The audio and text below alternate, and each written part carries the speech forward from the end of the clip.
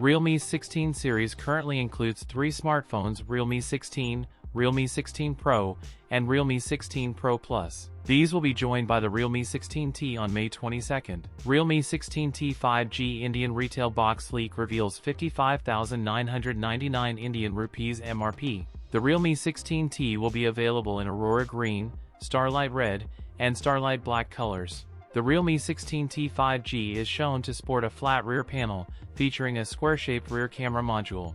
A dual rear camera system, along with an LED flash and a selfie mirror, appears inside the camera island on the back.